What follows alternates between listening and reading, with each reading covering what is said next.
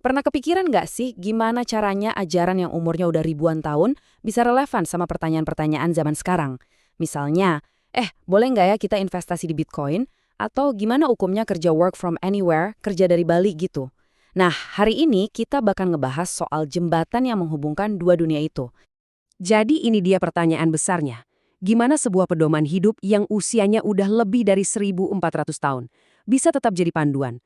Bukan cuma di zaman kita sekarang ya, tapi di dunia yang perubahannya, wah, lebih cepat dari yang pernah kita bayangin.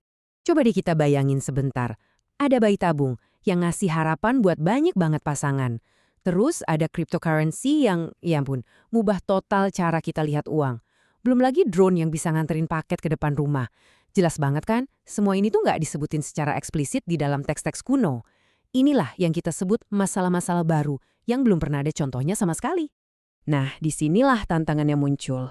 Pas kita cari jawaban langsung di kitab suci, dan ternyata nggak ada. Terus gimana?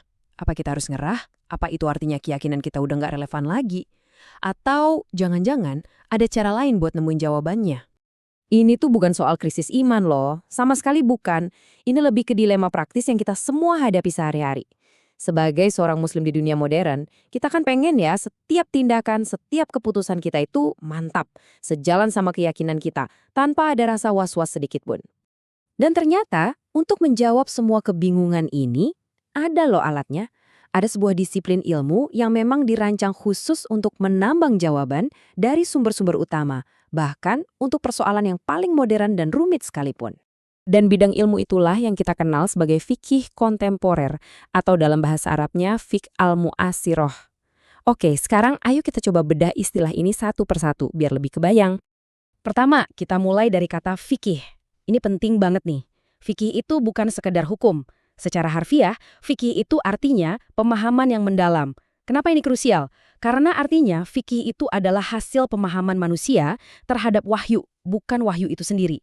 Jadi ini adalah sebuah ilmu, sebuah metode untuk menarik kesimpulan hukum dari sumber-sumbernya. Nah, di sini bedanya fikih kontemporer dengan fikih klasik. Kalau fikih klasik, biasanya ngebahas hal-hal yang hukumnya udah jelas dari dulu, udah mapan, kayak larangan riba misalnya. Sementara fikih kontemporer, dia itu terjun ke wilayah yang benar-benar baru. Kasus-kasus yang disebut nawazil, di mana belum ada teks yang ngasih jawaban hitam di atas putih.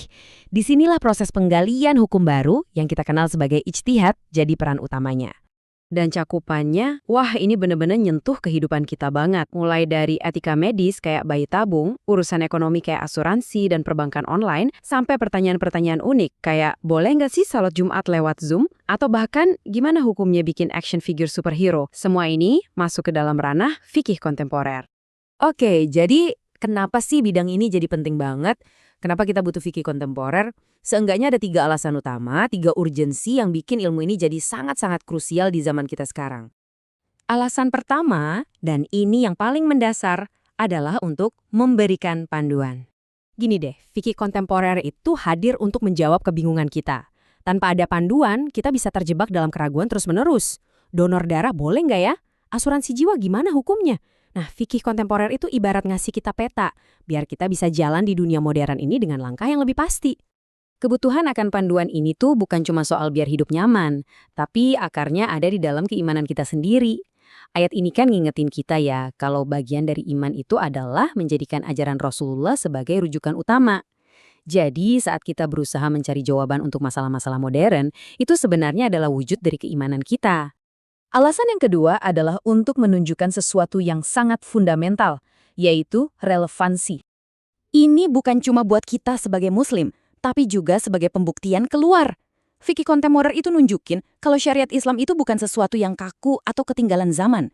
Justru sebaliknya, ini adalah sebuah sistem yang hidup, yang akarnya kokoh, tapi dahan dan rantingnya mampu menjangkau setiap persoalan baru. Ini bukti nyata kalau Islam itu benar-benar relevan sepanjang masa.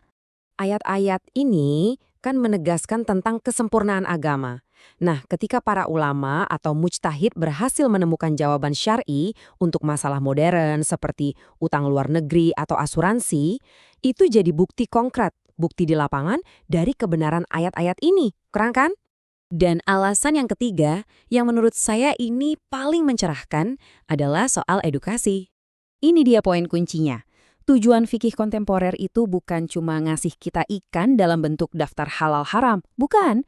Tujuannya adalah ngajarin kita cara memancing, yaitu supaya kita paham proses istinbat, proses gimana sebuah hukum itu digali dan dirumuskan dari sumbernya. Jadi, ada 3 level pemahaman nih. Level pertama, kita tahu hukumnya, misalnya bunga bank itu haram. Oke, bagus. Level kedua, kita naik kelas. Kita tahu dalilnya. Oh, ini dasarnya dari ayat atau hadis yang ini. Dan level tertinggi, nah ini dia, kita paham penalarannya. Disebut wajhul istidlal, yaitu alur logikanya gimana kesimpulan itu bisa ditarik dari dalil tersebut. Inilah yang akan mencerdaskan kita sebagai umat, bukan cuma jadi sekedar pengikut yang katanya-katanya. Jadi, kesimpulan besar apa nih yang bisa kita ambil dari semua pembahasan ini? Inilah intinya, fikih kontemporer itu bukan kayak buku jawaban yang tebal, berdebu, dan statis. Bukan, anggaplah dia sebagai sebuah mesin. Sebuah proses ijtihad yang dinamis, yang terus-menerus bekerja untuk memastikan cahaya iman bisa menerangi jalan kita di dunia yang nggak pernah berhenti berubah ini. Nah, ini menyisakan sebuah pertanyaan besar buat kita renungan bareng-bareng. Fikih kontemporer memang udah ngasih kita kerangkanya untuk beradaptasi. Tapi, dengan dunia yang geraknya makin cepat, makin nggak terduga, gimana dialog antara tradisi dan modernitas ini akan terus berlanjut? Mungkin itu adalah pertanyaan yang jawabannya sedang kita tulis bersama setiap hari.